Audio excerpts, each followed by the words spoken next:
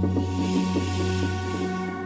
first of all, thank you all for having me, and it's great to meet all of you from around the world. It's very cool to be on a call with Jews and people supporting Jews all around the world, and so greatly needed, obviously. Um, I started about 27 years ago in Silicon Valley, and the first Jewish angel investor group. For those of you not familiar, angel investors are individuals that write checks to support startup companies. And and I had moved from Los Angeles to the Bay Area, and became quickly apparent to me that the Jewish community in the Bay Area was pretty weak. Not a lot of not a lot of cohesion and opportunities for a young single uh, Jewish professional to meet other um, Jewish professionals at the time, and certainly nothing compared to Los Angeles or New York. And I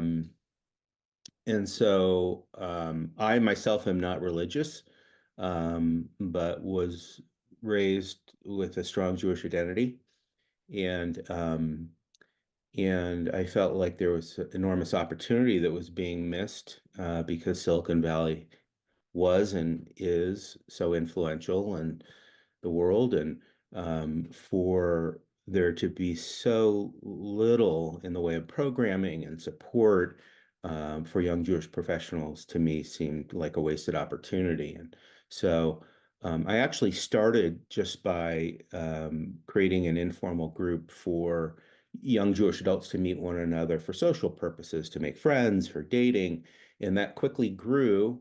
At the time, the internet was young and email was new, and people were sharing information left and right. And so it was very easy to kind of get awareness going. And, we had tremendous interest, and it grew quickly. And thinking back, we had so many luminaries, people who are luminaries today in the tech world, who at the time were very early in their careers too.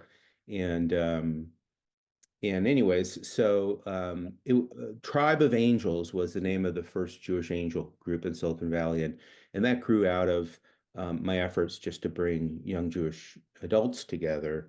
And what it evolved into was a meeting that we held every month for 3 years at a hotel downtown San Francisco, where we would bring 10 Jewish founders together with a room full of investors. Something that at the time there was not a lot of in the Jewish world or outside the Jewish world, but it was essentially what we now call like a showcase or a pitch event, which is pretty commonplace. And angel groups are quite common today too. I think there's probably thousands of them in the world.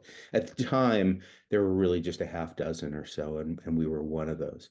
So long-winded answer, but I started Tribe of Angels in the Bay Area, and then nurtured it over the years. As I mentioned, we had monthly meetings, and made a lot of matches between the investors and founders. A lot of companies kind of got off the ground as a result of that. And it was exactly what I intended it to be. It was a vehicle for Jewish founders to support one another, for investors to support Jewish founders. Um, and We developed a platform. This was pre-Facebook and pre-LinkedIn. We developed our own technology platform for connecting people beyond Silicon Valley. And we ran that for several years. And then over the last 20 some years, we've been on a variety of different social platforms trying to connect people and figure that out, which has, been an adventure in and of itself. Um, After October 7th, um, the bloom had come off the rose somewhat for me, connecting founders and investors.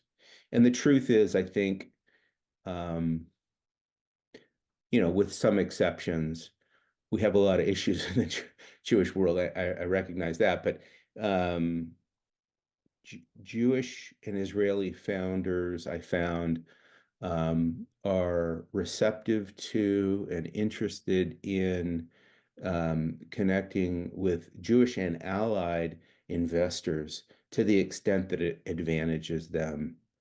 Period. End of story.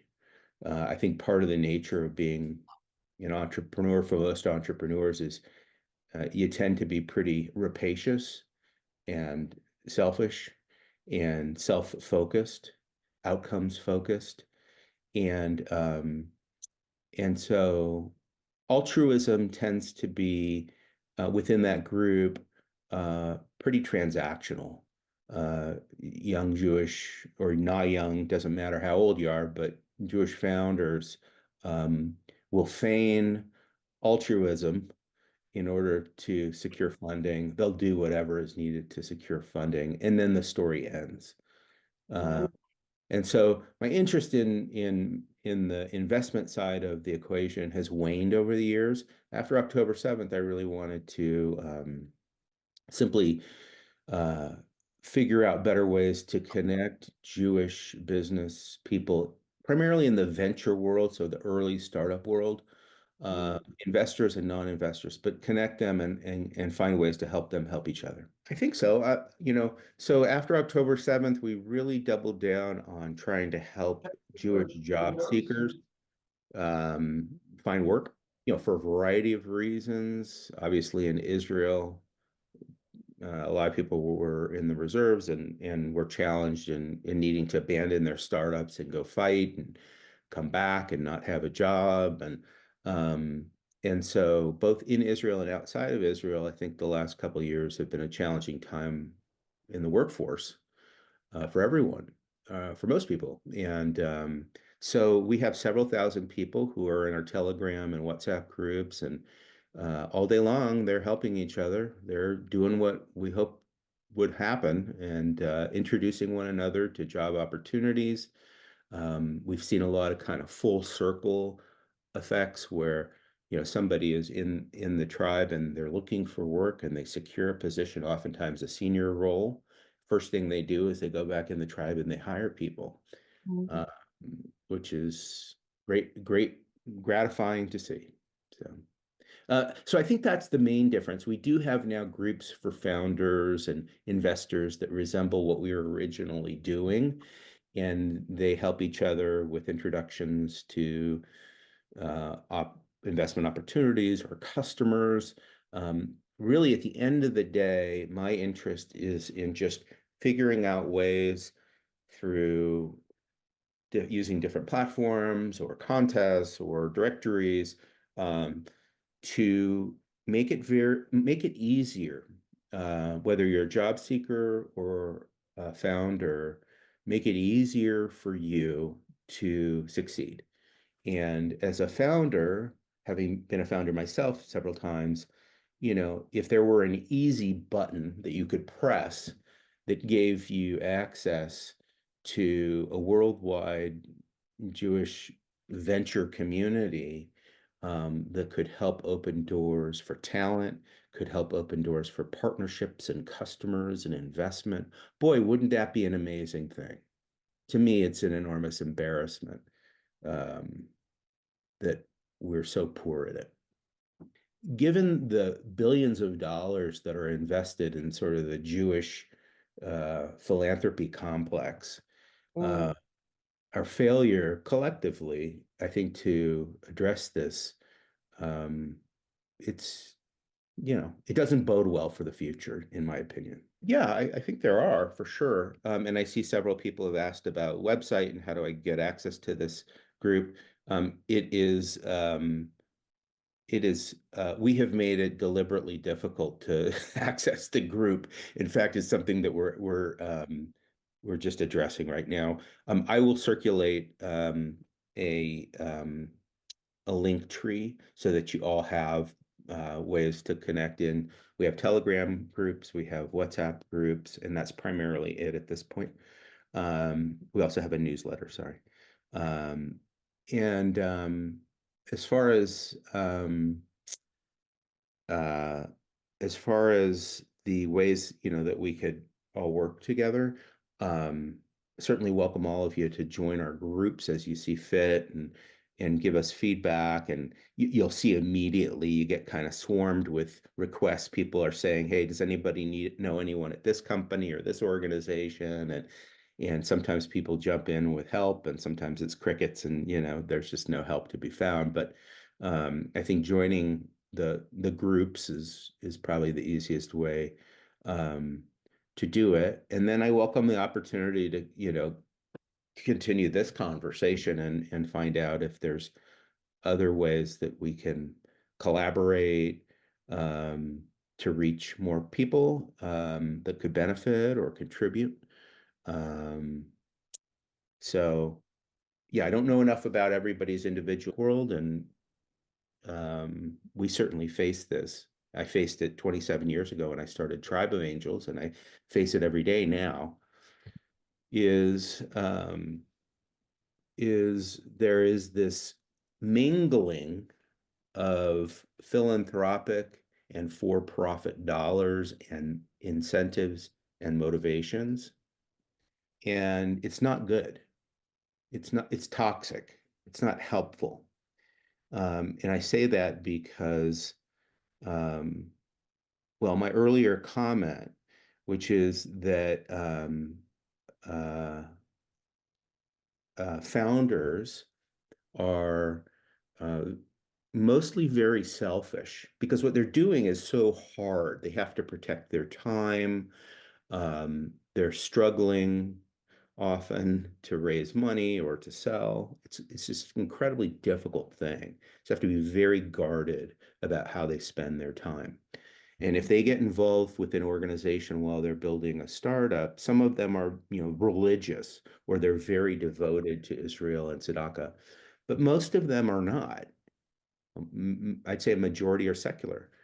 And so when they get involved with us and they're immediately hit up for tzedakah by everybody, they say, forget it. This is not why I'm here. I'm here to build a successful business. I'm here to build the next whiz, right? I'm here to build the next ways. That's how I'm going to contribute. And I don't know everyone on this call, sort of your history and involvement in your Jewish communities, but one of the issues that in America we have um, is that not every Jew is religious. I'm not religious. So if I go to a synagogue, I leave after 15 minutes. I don't connect with people. I don't find value in it. Now, maybe one day I will. I don't know. That's why I keep going to synagogues every year. I go once or twice a year. So maybe things have changed, right? But one of the challenges I found in doing the Silicon Valley support network is that oftentimes what happens is the first group of people that you attract, whether they're investors or founders, are religious Jews. And nothing against religious Jews.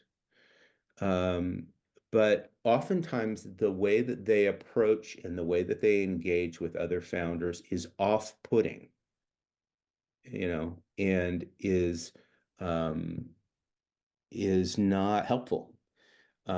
So anyways, a long answer or response to what you asked about. Yes, everyone in the group is in the group because they want to be supportive of Israel or other Jewish people in the business context. But first and foremost, they're focused on business. They're focused on finding jobs or growing their companies. And if we don't approach them and support them in that context for those purposes, then we're going to lose them as we have continued to lose people in the Jewish world. And I think that, to me, that's just a huge risk, and something that we try to avoid. Every day I get approached by philanthropies and people who want to kind of tap into our network in order to extract philanthropic dollars out of them. That is the absolute worst approach. And I don't think that's what you were suggesting. but it's a real problem, and it's something I've dealt with for 27 years. So.